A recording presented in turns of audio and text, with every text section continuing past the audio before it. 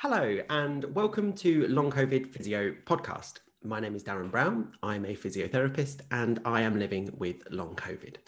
Today we have two guests with us on our podcast today, and this is actually a bit of a first. We've got two occupational therapists on the topic of return to work. So Jenny and Jasmine, thank you both so much for joining us today. I wondered if you would introduce yourselves, and we'll start with Jenny if that's okay. Oh, thank you very much, Darren. And it's really good to be here today and have this opportunity. So I'm Jenny Ceolta-Smith. I'm an occupational therapist, dating back to qualifying in 1994. And my passion throughout my career really has involved return to work. And my PhD was around health-related support for people with long-term conditions. And I've had experience before of losing my job in the NHS. Due to a work injury. So I've got a lot of background experience in this area. Lovely. Well, thank you for sharing that and thank you for being here. And what about yourself, Jasmine? Happy to introduce yourself? Hi, my name's Jasmine Yule. I'm an occupational therapist working for the University Hospitals of Derby and Burton. I work in an outpatient department where we offer a vocational service typically to orthopaedic patients coming through following elective surgery or polytrauma type stuff. We also treat people if they haven't got a sort of clear pathway themselves. So we treat a lot of people that have maybe had a prolonged stay in hospital and need that sort of period of reconditioning and rehab, really. And when we first started to accept patients that had COVID, that's what we anticipated we would find. We thought that it would be people that had been very unwell medically in hospital, that had had extensive medical intervention, and that it would be what we'd sort of been used to before, that there would be this period of reconditioning. But actually what we found was that it was the people who hadn't had that really acute, really sort of nasty initial phase, but actually it was the people that had managed this at home, that had symptoms that weren't resolving and that didn't have access to the hospital follow-ups, the medical intervention that other people that had been in hospital. So that's where we started and needed to adapt the way we work, really. So our normal interventions would be workplace assessments, bringing people into the gym and doing sort of a traditional rehab approach. And that's how we kind of got into COVID, really, is that we thought that it would be like that, but it wasn't. Oh, well, thank you both for joining us today. It's really nice. Like, I'm in London and it's a bit rainy here today. So I haven't stepped outside. Where are you both in the world? So I'm in Stockport, Greater Manchester area, and it's a bit damp and rainy up here as well. And I've not been out yet today. And I'm over in Derby. It's horrible here too. Not very nice. So we're covering various different geographical regions of England and the UK today, aren't we? Yeah. And I'm really pleased we're having this conversation about return to work for so many different reasons, because obviously there's been lots of conversations, but mostly had through social media, but also other podcasts that have been done by other people. And that's kind of how this came about today, actually, didn't it? Because we've ended up our worlds colliding, whether that be through personal or professional capacities, because there's been such an interest in this topic and so much has been going on. So I wondered, Jenny, would you tell us a little bit more about your own experiences in the realm of long COVID? Yeah, so I'm one of the people that got ill in the first wave, some point towards the end of March, when I was working as an occupational therapy lecturer. And during this period, we're now kind of May 2021, I have actually tried to return to work twice. Because of my background, I've my research area and practice area in return to work, I am aware of lots of the evidence base in terms of how work can support people's recovery, but there's a lot of provisos on that in terms of the type of work, is it good work, what's tasks and everything else that comes with it. But I think looking back now, I pushed to return to work quite early on in August last year, And I think we know now a lot more about the journey of long COVID. And at that point, I was noticing some improvements, which is why I pushed to go back to work. And I very much felt that I could overcome those things. So because of my background, having had a work injury, I changed jobs after that. I then had a head injury when I was doing my PhD, and I maintained my PhD through kind of those issues. I thought, okay, I've got this illness, but I can overcome it.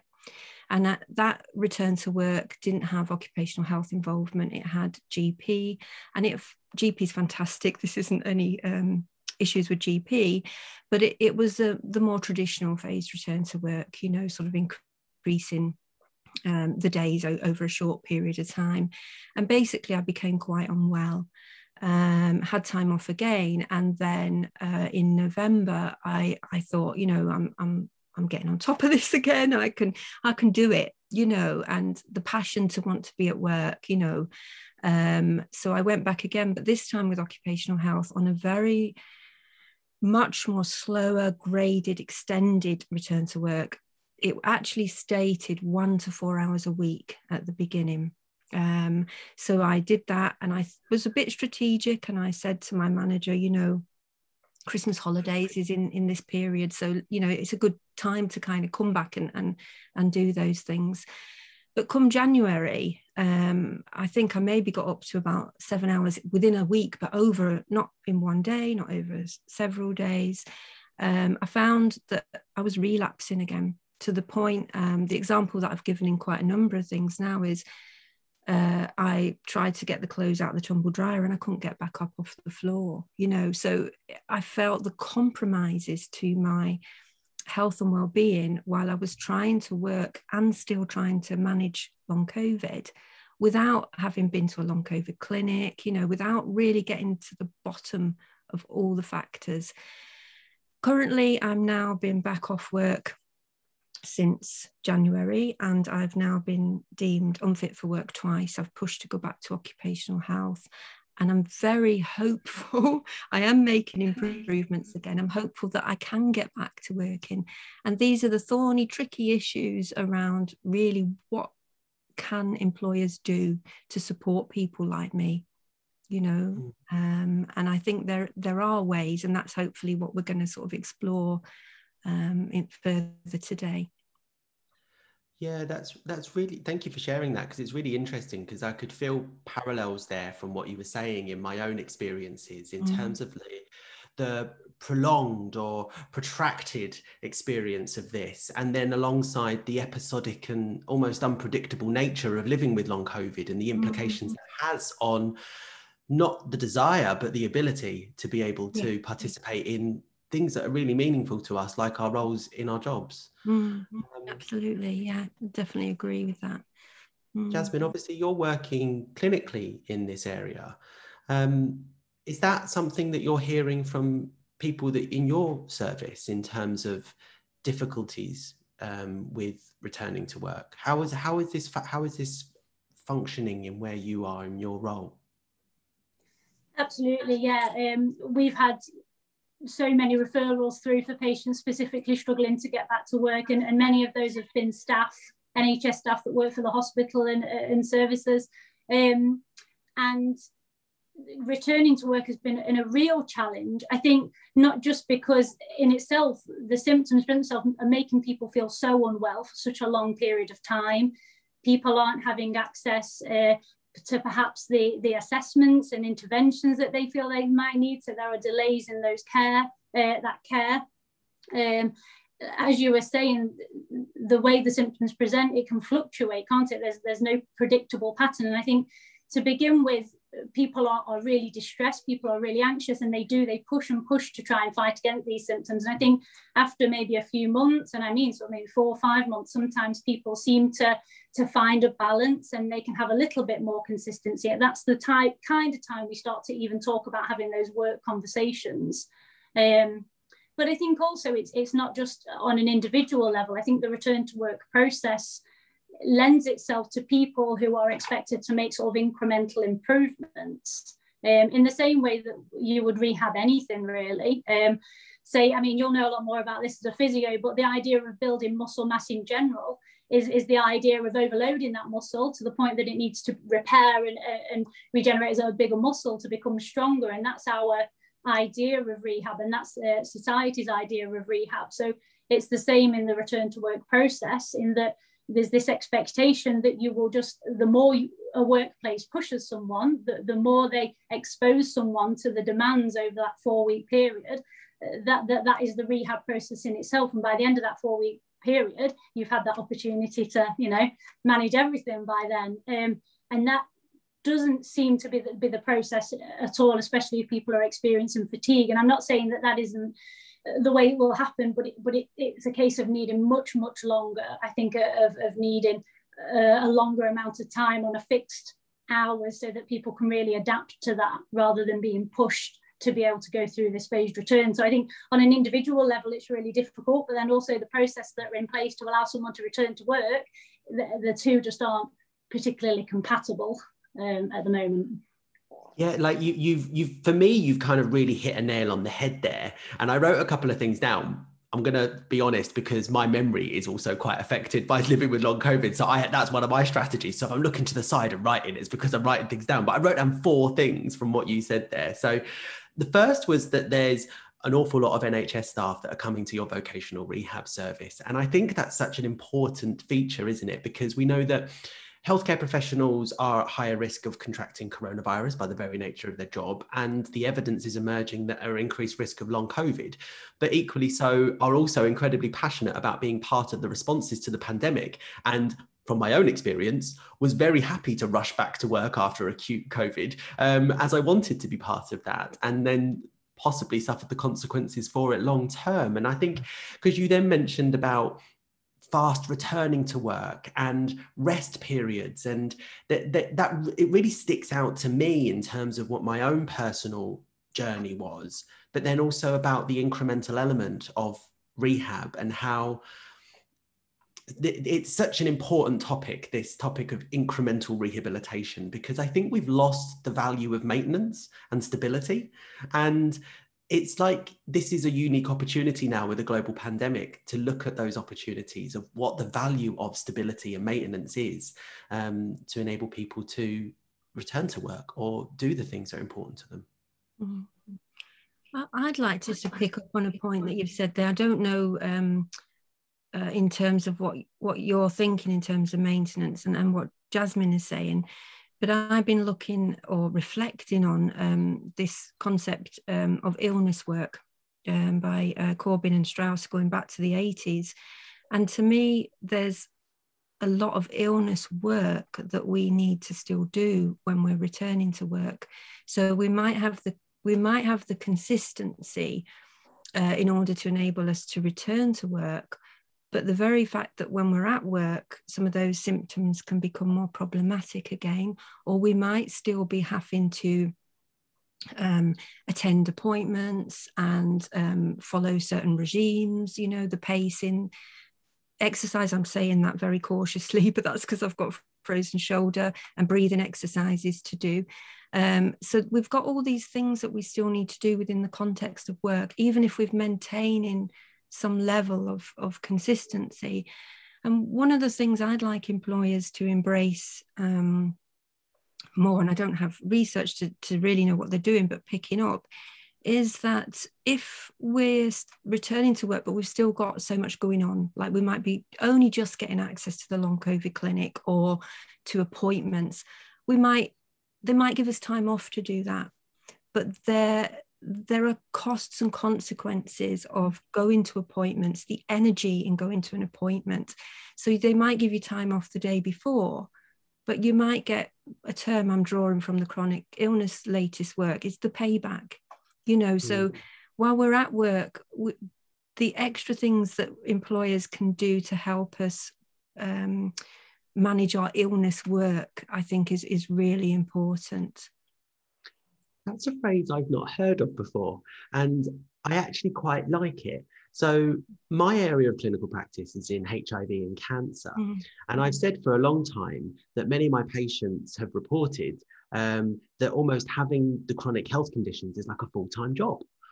because of having to attend appointments. But I love that phrase of the illness work. I hadn't conceptualized it in that way, and really resonated with me, because more recently in my own healthcare journey, I'm now getting access 14 months after acute COVID to investigations and services that I've been waiting for and fighting for a very long time. And it really does take a lot out of you to do that. You know, most recently I had a relapse because I attended an appointment, and ended up having to be off work for a week. So there is that word you use, the payback. You know, it to me, that feels real. That's actually living and breathing that. And it's interesting how you balance it, isn't it? Because you want these, you want to be involved in healthcare services because you need them, but then also what that does to you and how you need to balance that. And then obviously balance occupational work in terms of, you know, remunerative employment. So and I think maybe Jasmine, I don't know if you can sort of got any ideas to expand on that, because I think as an OT, with my OT hat on as well, we look very much at someone's day, you know, all the occupations they need to engage in. And if you're, I don't know if you're using like the AHP note and those things, can these kind of aspects be incorporated into that, so that employers get a real sense of the illness work we've got to do alongside our paid work as well?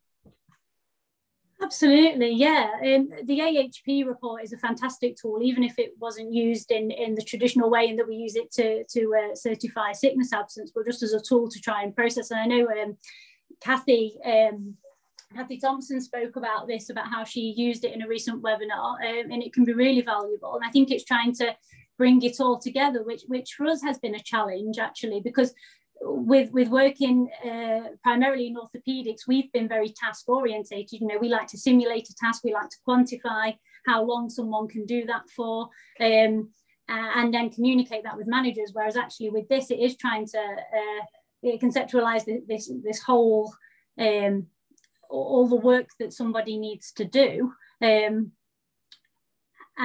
maybe on fit notes as well, recommending things like being able to spend time in appointments and really trying to communicate this idea of energy, and that it's not just an issue of stamina, it's not just an issue of someone being tired, that actually it's completely different to that. It's not something that can be pushed through. It's not something where you can spend an evening in bed and then feel okay the next day.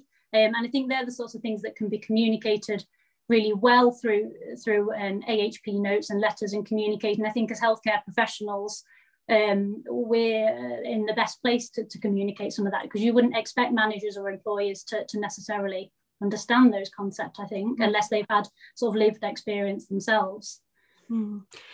Yeah, I think it's interesting, isn't it? Because in the Equalities Act, you know, there's time off for appointments, and I remember saying to my employers quite recently, you know, I don't work on a Monday, I'll try and get my appointments on a Monday. But what I'm reflecting on even further is this notion from the chronic illness, this payback. You know, am I setting myself up to problems if I say, look, I'll go to those appointments on my day off, well, but then I'm expected to be back at work Tuesday morning, you know. So I think there are bigger aspects to this, and if the AHP note can help managers, because we've got the managers outside of health, you know, as well. So if that can help and people can kind of understand more about the things we're trying to do, as somebody with long COVID. I've been really lucky with my line manager, which is that I haven't been, there's been no discussion about using my rest days. And I'll be transparent. I had a phased return to work, which was extended from 4 to 6 weeks. It was completely incremental.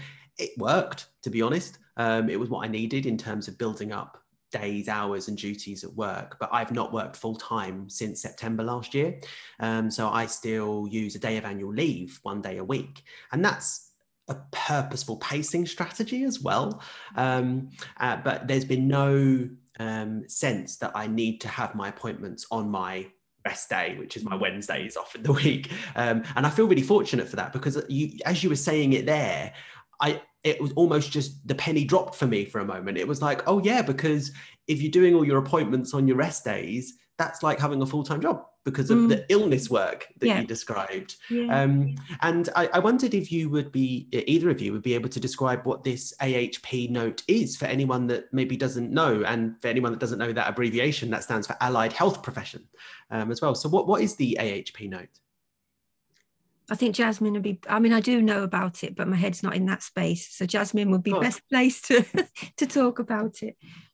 Yeah, so the AHP Health and Work Report can qualify someone for contractual pay or for statutory sick pay, and can be instead of a GP fit note. It just can't qualify someone for benefits, so universal credits, ESAs, those types of things, and it's something that allied health professionals can fill in. I know it includes occupational therapists, physiotherapists and podiatrists, and I'm not sure whether other AHPs can be involved, and I suppose they'd have to look into it themselves, but it's a really useful tool, because not only can you sign someone off as unfit for work, but there's also an option where you can say that someone might be fit for work, providing that some of these recommendations can be made, and that's the opportunity where you can write some recommendations, looking at non-consecutive days, talking about specific strategies that can help someone go back to work, and as a healthcare professional, I think we're in the best place to make some of those suggestions, especially in a therapy role, because you may have longer, or you may be used to looking at the functional impact of symptoms, and I think that's what's really important in the AHP Fit Note, is that it's designed not to necessarily just talk about symptoms and diagnosis, which to a manager might not be particularly helpful, but it's designed to look at what impact those symptoms have on someone's day-to-day life, whether or not they do have good or bad days, good or bad weeks, whether they have significant fluctuations, whether they experience brain fog and how that looks, whether it's difficulty task switching or learning new information. And the more individualized that information can be on the part of the therapist and how confident they feel in exploring those matters, the more information then work have in trying to put in place adjustments that are appropriate, that are individualized. The problem is with a phased return is light duties for one person isn't the same as another person. If someone's experiencing brain fog, then the last thing they want to do is be moved to a reception desk where they need to deal with lots of inquiries, they need to learn new processes, so it's an opportunity for us to try and communicate some of the adjustments that might be the most helpful for people, and we've used them loads in our department. We used to write letters and reports, but I would say a lot of what we do now is communicated through the AHP Health and Work Reports. It's amazing. And I don't know, so I know that we've put a link on it on the Long COVID Physio website on our Return to Work page that was written by Kathy Thompson. But I don't know that I'd heard of it before, even more recently. So certainly underneath this on both Spotify and YouTube, I'll put a link to it, because it sounds like it's such a valuable tool that clearly you're using in real world clinical practice in the context of long COVID. So both of you have mentioned kind of strategies, and I wondered if you could explore that a little bit more. I mean, from my perspective, with strategies, I think a lot of that comes with time and people developing their own strategies and knowing where their limits potentially are, what the signs are that their symptoms may be getting worse. So things like breaks, doing things in quiet environments, stopping before something stops you. But I think what's really important with strategies is that just like it can take months and months to find those strategies at home, it can also take that amount of time to develop them at work, because the demands are so different, and however much you kind of rehab yourself and challenge yourself to those things at home, nothing can quite prepare you for work-related tasks, especially if you're experiencing really severe fatigue. So I think that's again why this phased return needs to be a little bit more flexible with that, is that people need time to develop their own strategies within the workplace and have that time to maybe realise that they're pushing too hard. And if that means sticking on a few hours a couple of times a week, then that's maybe what they need. Jenny might have some more ideas on strategies that have... Yeah, I think there's several things, and one of the key things that comes to me, and this is about personal experience as well before long COVID, is, and I think it's an occupational therapy thing, it's the environment. You know, it, to me, how I've been most effective previously after the head injury with tinnitus and noise sensitivity and fatigue and temperature issues is controlling the environment. So that wasn't always easy to do in my place of work.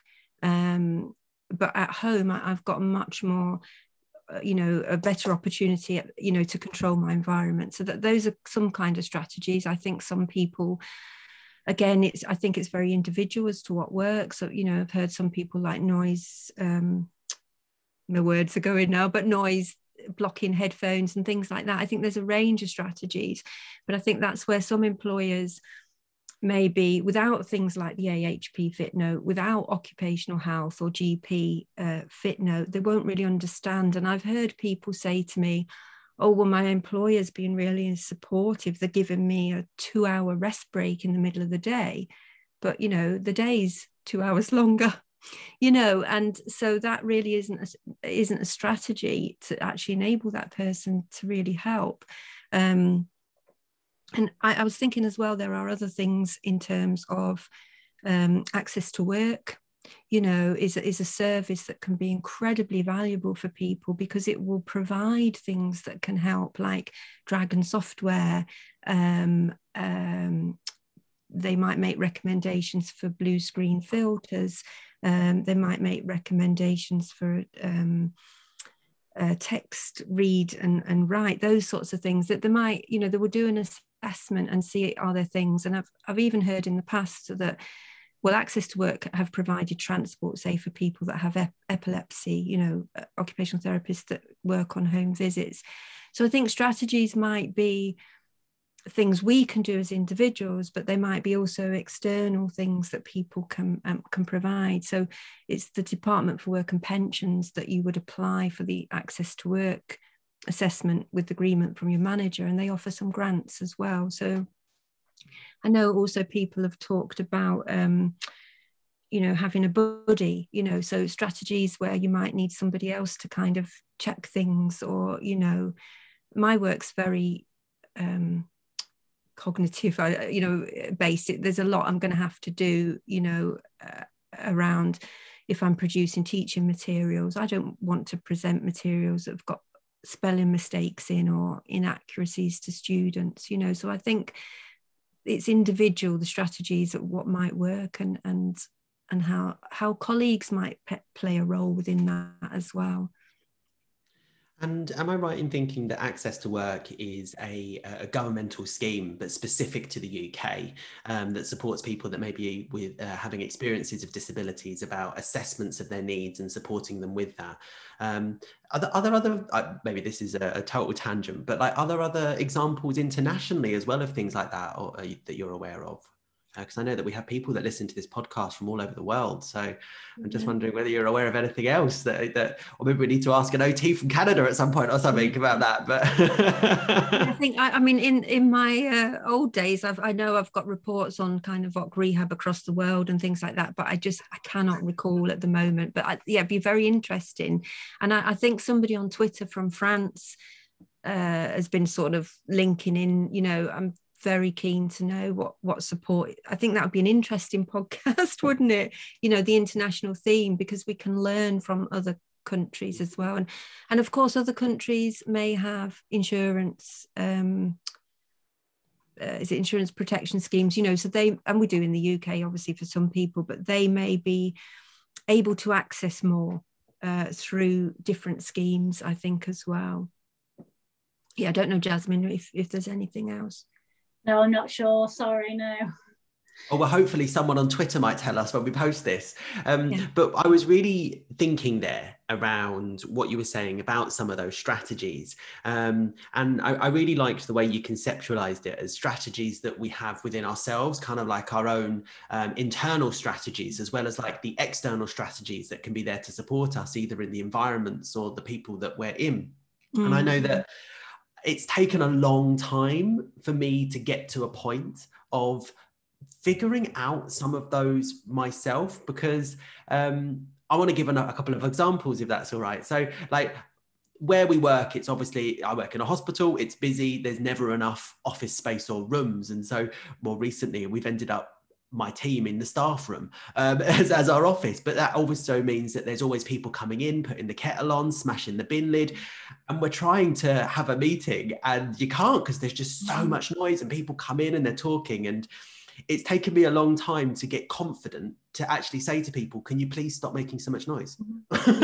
And I know people think that I'm being a real horrible person, but like I've had to just accept my needs and put them forward. And other things I've done as well is I've recently bought these cards. They're from a company called Stickman Communications. Oh my God, I love them. Like they basically are just like really simple ways of saying, this is my current need and I want you to respect it. I saw those, Darren. I saw those on Twitter. I love those. Yeah, they're great.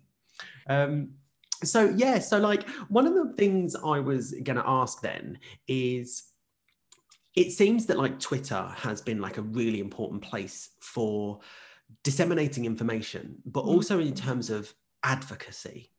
And I wondered if we could come to, you mentioned illness work, and then we've got like the work that we do in terms of our jobs. But what about like the work of advocacy? Like, is that something we need to think about as well? Because there's quite a lot of us living with long COVID that are falling into this world of advocacy now. Yeah, Jasmine, are you okay if I go first? Or absolutely, yeah. Yes, I think. I mean, I don't know. I haven't looked at the research, but I've got all these different concepts of work going on in my head, and I think advocacy work is another really important area, and for so many different reasons. And I think, yes, you're right, Darren, about Twitter.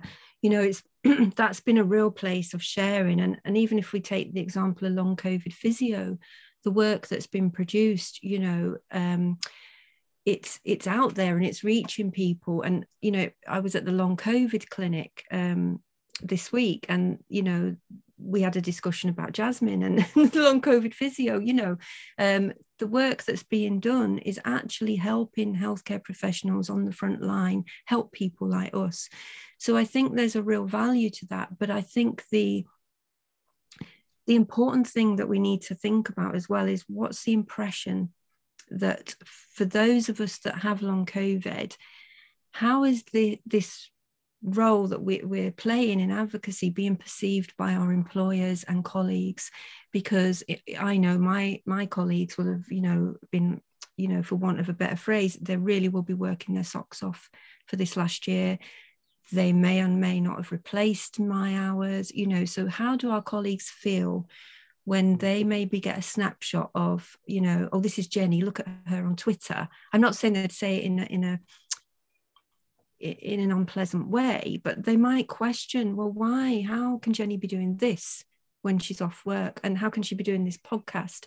And I think that maybe Jasmine can pick up on some of these other themes, but for me, what it does for me is it enables me to judge my ability to work.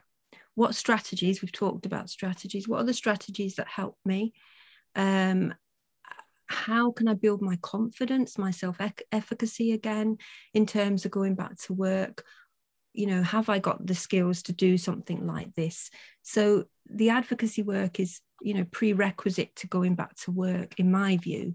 And I can learn and I can judge and I can feel a value, purpose and meaning in, you know, there's got to be some enjoyment to this long drawn out journey. And, you know, as occupational therapists, if we know that if somebody doesn't have some enjoyment, then we're going to spiral down. You know, not everybody, but, you know, the chances are that our mental health, and we know people with long COVID, you know, can have some, you know, serious mental health issues. And I've had my dark moments on this journey. So if I don't engage in the advocacy work, and I balance it with my illness work, and I balance it with getting ready to go back to work, you know, I would be in a worse place. And the last thing I'll say is that I think the impact, you know, from your work, everyone else's work is unmeasured at the moment. And just as a quick thing, I tweeted to the NHS employers yesterday, because they're doing a webinar on hidden disabilities in the workplace, and I said, hope you're including long COVID, and they've come back, you know, thanks Jenny, that's a challenge. So just a small thing may make people think differently. I don't know if I've forgotten what the question was, but anyway, I know I've just talked. Well, you've answered it. Jasmine, what I saw you scribbling some notes there. So what are you thinking on this topic?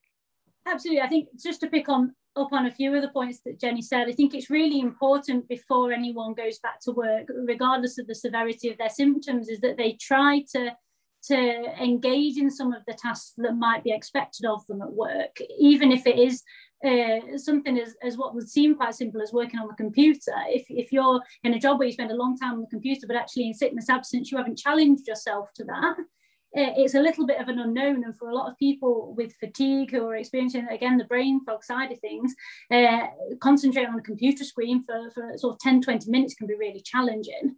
So I think that process, like Jenny said, if you can try and do some meaningful work that's associated with your normal job, it means that you can go into that phased return process a little bit more informed.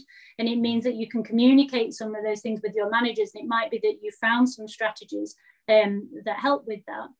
And I think the other side of things with regard to the advocacy role, so many people want to work. So many people want to go back to work, but just cannot meet the demands that they know are going to be expected of them, especially if it's this traditional model that then I know a lot of people are struggling with, of the 4-week phased return. And I think if anything, what it does, especially Jenny's a perfect example of the sort of, she's got an exceptional level of sort of clinical specialty in this area. And I think through this advocacy work, she can really demonstrate how much she understands about this process, even if it's in a short amount and it's paced. And I think to an employer, if anything, that should show that she can do the work, and that people are really keen to work. And if they're given the opportunity to pace themselves, work flexibly, and perhaps a little bit less rigid in terms of the phased return process, so that actually people can be really productive and really great contributors to the workplace again. So you would hope that that's how this advocacy work comes across, but I know sometimes there can be challenges in, like there is with anything, you know, someone's got back pain, for instance, and a colleague sees someone with back pain going for a walk around the park. Actually, it's rehab. They're trying everything they can to get back to work, but there will always be colleagues that question those sorts of things. So it's a really difficult topic, isn't it, I think? Yeah. Well, I want to thank you both for actually raising it in that capacity, because I do think that how am I going to word this? I'll just be honest. Like I've felt that internal battle with myself, you know, around, I'm doing an awful lot with advocacy, and I've always conceptualized it as part of my recovery. It's part of my rehabilitation, because I am doing these things and it does give me something valuable. It fits in with my actual personal values around productivity and outputs and engagement. You know, and it's been a real battle, not only in terms of balancing my activities and my rest, but equally so about maybe that sense of, do people judge me for, but if you didn't do that, you could just be at work full time. And I know that's not the case, because because I still do an awful lot of resting.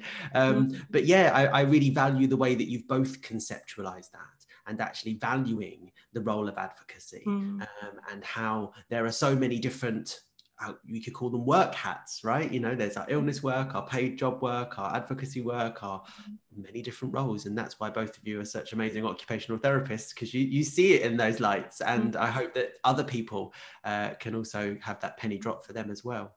And I think, sorry, just to pick up on what you said there, I think it really does evidence how important the pacing strategy is, because outside of work, if you're doing all this work in advocacy, you're only able to do that because you have the flexibility to rest and pace yourself. And these should be examples to employers as to why that's so important, and why it's integral to these phased return processes for people, really.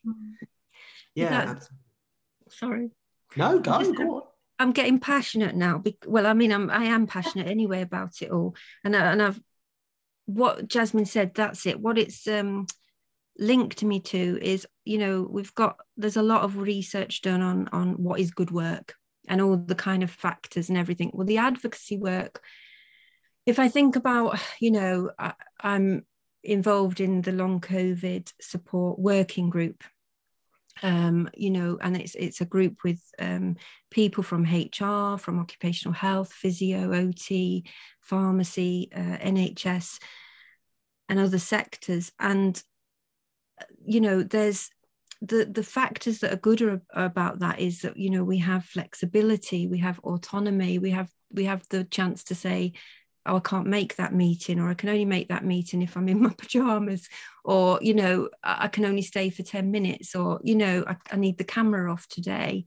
You know, it's got a lot of the factors, you know, and I haven't mentioned them spot on about good work, but if we can translate that, you know, and in terms of the enjoyment side, my partner, the other day, you know, he said he went past the door where I was on having a meeting, you know, in the evening with this group, and he said, I heard you laughing.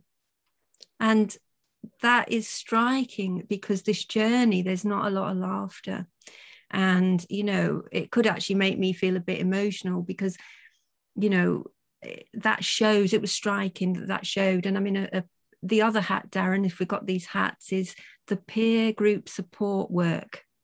So I'm in a small group of OTs that we meet, and we share.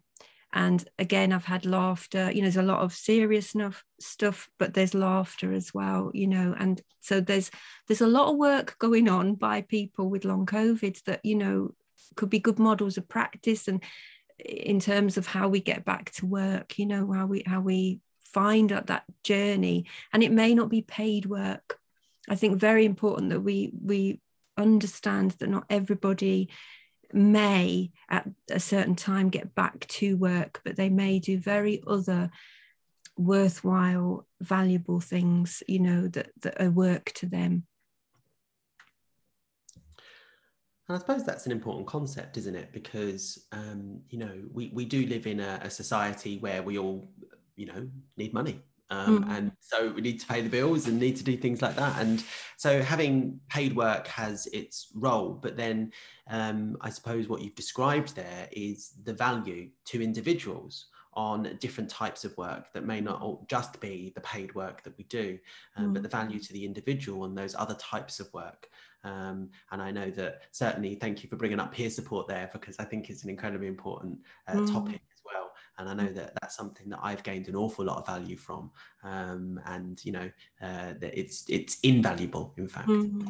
But I was wondering to you both whether there's a topic that we haven't gone into yet that you wanted to bring up around this return to work, like whether it's about the role of allied health professionals, the challenges that people face, the next steps, like what do we need to be doing as a nation or even internationally around this? I'm looking over there because I've got, like, you know, about 10 post-it notes with points on. But Jasmine, do you want to say anything first? Or yeah, so I suppose from a therapy point of view, a healthcare professional view, it's trying to ask the work question in any capacity that people feel that they're comfortable doing, really. I think even if it's outside of the HP note, but if people can send letters just to maybe explain how the symptoms are impacting someone functionally, and that's really the key thing, I think, for therapists, to try and get across that message of how those symptoms translate into someone's ability to do tasks over a certain amount of time, and that concept of payback. And I know all of the people that are working in the long COVID clinics will be well informed on that sort of thing. And I think with the AHP Fit Note, even if you weren't confident enough to necessarily use it to qualify someone for pay, it could be a tool that you use with a patient to try and process some of the information. It can be quite a difficult thing to really think about all the things that you're finding difficult and how they interlink with one another. And I think there are so many emotions wrapped up in that process. There's feelings of guilt, of frustration, of desperately wanting to be back to work and back to normal. And I think therapists can perhaps help with that process of bringing clarity to it and maybe looking at it in a different perspective, perhaps giving people permission to stay off work and look at things from that side. So I think it doesn't necessarily need to be a tool. If you don't feel too confident in it, it doesn't need to be something that extends sickness absence, but it could be a tool that you use that could be shared with a GP or an employer as well.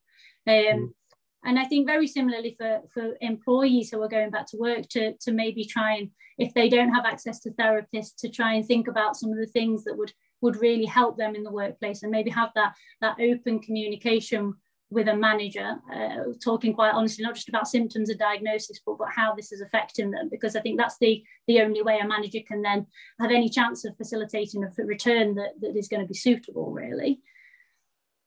And that's going to be difficult, isn't it? Because that requires a level of acceptance as well.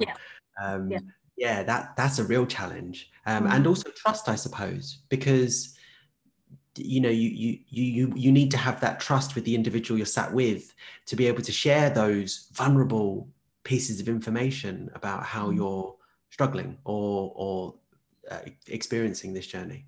Absolutely. And I think, sorry, but I was just going to say, I think that's why it's really important as well to really pin down a manager and have some private time to talk. I think, you know, talking in the corridor isn't enough, and you know, talking in the loading bay before you go out on deliveries isn't enough. It needs to be a time where you feel comfortable enough to talk, where you've had time to plan it and it's not ad hoc.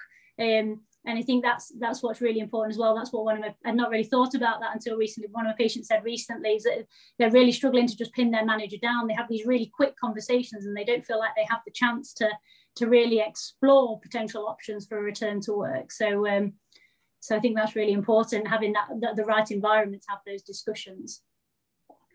Yeah, and that, you know, I think that brings up so many points, doesn't it, about your relationship with your manager.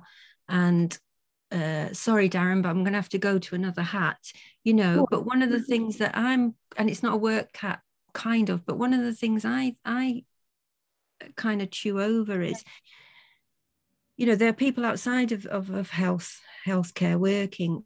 But I wonder, you know, if you've got a manager who's also a healthcare professional, you know, what hat are they wearing when, say, they're looking at a tool like this, the AHP tool or an occupational health report? You know, is it helpful or unhelpful that they're healthcare? You know, what factors are there? Because, you know, on Twitter, I'm seeing people saying occupational health report has been overrided, say, you know, or different things. You know, I think there's so much, if we're looking kind of, I forgot what you initially said, Darren, but it was something on what next or kind of that type of thing that, you know, I think we need more training, more education for the workplace, for managers, for colleagues, for HR. And there was a brilliant example on Twitter from somebody saying that her workplace, HR had set up a group of people, employees in the workplace with long COVID, and it sounded a bit like a focus group, or a bit kind of, you know, what is it that we can help you with?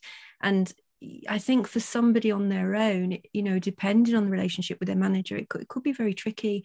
Or what is the work culture, you know, in some sectors of work, to really sort of go in and say, you know, I've got these issues, you know, how easy is that, you know? So I think that my next stage would, you know, I'd love to see, of course, I'm going to say occupational therapists, you know, let's go in and meet with HR, let's, you know, or let's get different ways of kind of working with people across different sectors and really talk to them, because this is a massive problem, isn't it? We know kind of, isn't it, 1.1 million people, teachers and NHS staff are huge groups, you know. So if we're going to have a future of not, you know, it's a conservative phrase and it's coming to my mind, writing people off, and I don't even like it, but it's kind of, let's value people and the resources we have, and let's think more creatively about what we can do next, you know, because it's going to work in some people's cases and it's not in others. And, you know, people will be at a pivotal point, or they already are, losing their jobs, going down capability, being made redundant, or, you know, So there's got to be more we can do, I think, to support people.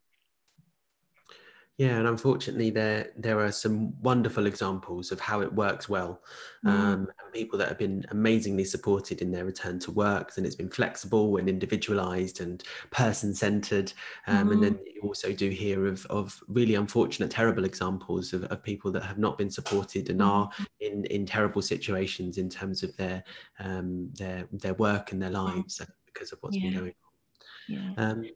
So I'm conscious, Jenny, that you said you've got a pile of Post-it notes, and also, just on a point, there's no limitations on hat. You can make as many as you want. You can be a full-on milliner if you want.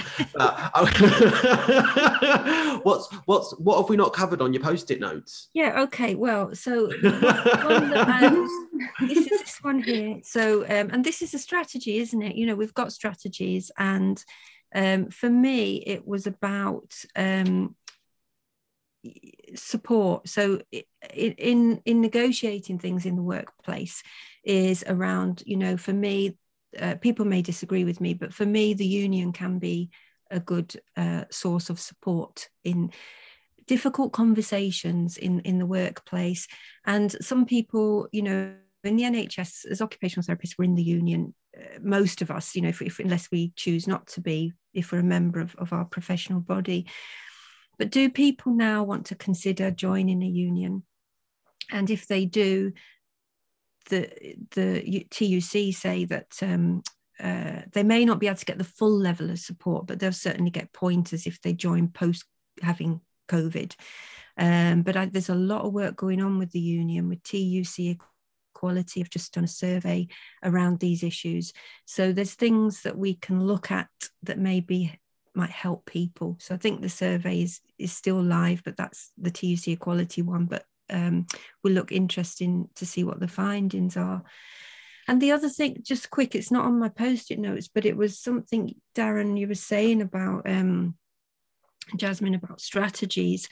I think we mustn't forget the vital role of significant others. So for me, I had a conversation with my partner who's had his own journey of ill health unrelated to COVID. But we've had, you know, quite honest conversations that, you know, when I'm trying to work, is he able to do the tea that day? Because I can't work and make a healthy meal. And so, you know, there's the role, we haven't all got somebody that we live with or someone we can rely on, but for those of us that have, that can be a big strategy, you know, in actually enabling us to get back to sustain work as well. So we mustn't forget that role as well. Jasmine, you got any Post-it notes there? And actually, where I was hoping to talk, I'd got a whole list of topics and things, but it's on the computer a bit behind me from where we had to relocate. But I think what Jenny was saying is right. I think people need someone to advocate for them. I think not just on a basis of Twitter and feeling validating their symptoms, but also through the whole return to work process. I think doing this on your own is tiring in itself, isn't it? It can bring on symptoms in itself. And I think, you know, for patients that I see, every time a fit note is about to expire, people become a lot more anxious. They become a lot more worried. They push that little bit too much. And I think if you've got people that you feel on your side, whether it's family, unions, a supportive manager, a GP, a therapist, I think that can be really valuable. In almost validating the way you're feeling and not feeling so alone.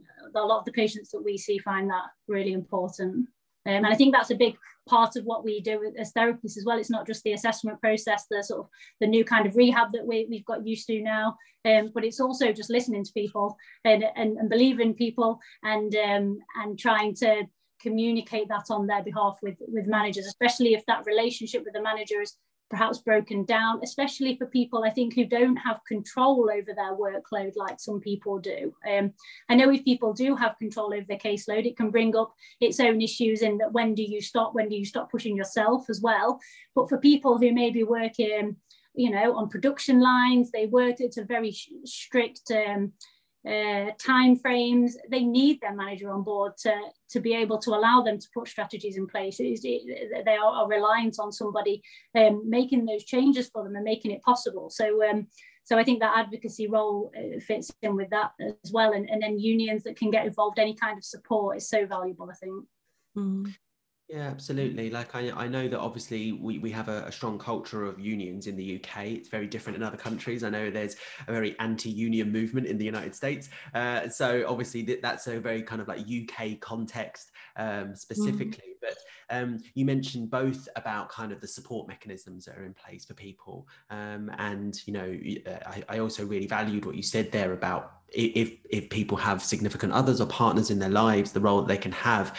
I wanted to share something with that, a bit personal actually, because it can actually be quite difficult to have those conversations about the support as well, because one of the things I've personally found is that with the episodic nature of the disability that I'm experiencing, it's very difficult to predict it and to plan when you're going to be good and when you're going to be bad, and when you're going to need that help. But equally for your significant others, it makes it really difficult to know when to jump in and help, and when jumping in and helping is actually not what you want at that time. So actually that negotiation is almost another hat, because there's quite a lot in that, isn't there, to unpick about kind of, you want to be independent, you want to do things for yourself, and then you have to accept that you can't, and you want your partner to read those signs. So it's quite a difficult thing as well, but it does support you with work. So. Yeah, I think that is really interesting what you say. And there's been some research done around significant others, because they may not always be helpful. They may, that's not a negative for partners, but they also may worry about you going back to work and say you should be going back to work, it's going to make you ill again. It's a bit tricky. So it's interesting. Yeah. So I'm conscious that we've gone for nearly an hour now, and that time's gone really, really quickly. So I wanted to just ask you one final question, if that was all right.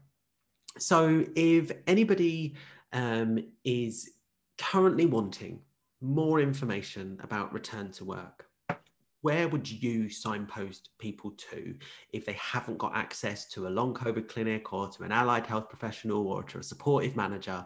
They're doing this solo. Where would you signpost people to? I'll go to you, Jasmine, first. Okay, so I know that there's starting to be some information online, and I think the difficult thing is, in terms of information and adjustments, is that things are so individual. So if anything, I think it's trying to figure out how you process individually what you might need at work. I know we made some videos from our department pretty early on, trying to talk through how you maybe judge what your own capacity is, and trying to understand comfortable maximums. And I think there are so many resources on your page, the Long COVID Physio page. I think Kathy Thompson's put together a really great list of resources, which is everything I'm aware of. The other thing that I've listened to recently, and I've written this down, was the chronic illness inclusion. They've recently released a report that's fantastic, and I think if anyone's struggling to put into words the way they're feeling, I think that's a really excellent report, because I've read it and I've picked up loads of new information about how to communicate some of these issues with managers. And I think that's one of the big things, is how do you communicate this information in a way that it's going to be effective. And I know Jenny's probably a great person to ask about this, because I know she's working on loads of resources with the working group. So she might have. Yeah, I think there is a website for long COVID support, longcovid.org, isn't it? And they are updating and continuing to build the links on there. So there is a whole section, and I know somebody's actually doing some work on that this weekend as well.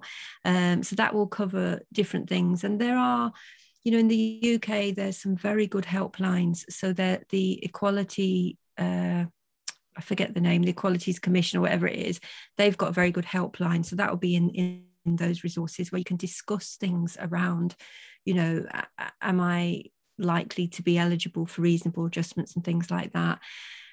So there's a whole lot of resources there. And Long COVID SOS have just recently I've seen on Twitter done some work on this. I think Citizens Advice Bureau is an excellent page for people to go. ACAS have a helpline as well, and they do a lot of work around sort of mediation, because, you know, unfortunately there are a lot of challenging issues for people at the moment. So that's a very good resource. So I think there are you know, a range of mediums, you know, the videos and written information and helplines, because I think we're all different, and there's quite a lot of information to take on board. The Vocational Rehabilitation Association also on their website have some resources, and I did notice that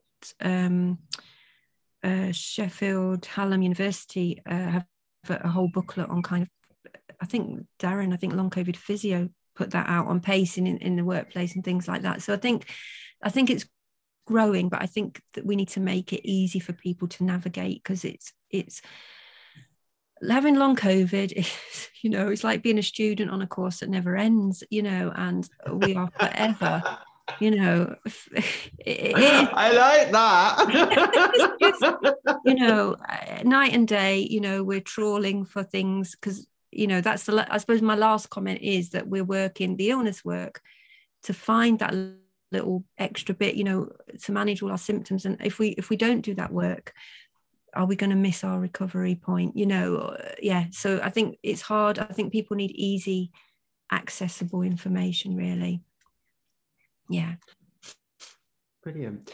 Well, I think that I have asked you plenty of questions, and I think we've got such a wealth of information here, and I will make sure that underneath this on both YouTube and also all the other platforms, all of those links to things are there, and actually many of the things you've mentioned are on the Return to Work page on the Long COVID Physio website, but there's some hot tips there as well that I've written down that I'll make sure we update on that website. Yeah. So I want to thank you both so much for your time today. I think that clearly this probably isn't the end of the conversation, is it? I think this is a continuing conversation about these things, and as more information and research and knowledge and skills emerges, I would imagine this will be another conversation we probably have again in the future. But I just wanted to ask if you've got any lasting comments that you wanted to share, but mostly just to say thank you very much for both your times. Yeah, thank you. Go on, Jasmine. No, I was just going to say great. Thank you for having it. It's been a really nice opportunity to share some of our thoughts about work, because it is such an important topic. So many people of working age are experiencing long COVID. So it's been a really nice opportunity to talk about that. Thank you.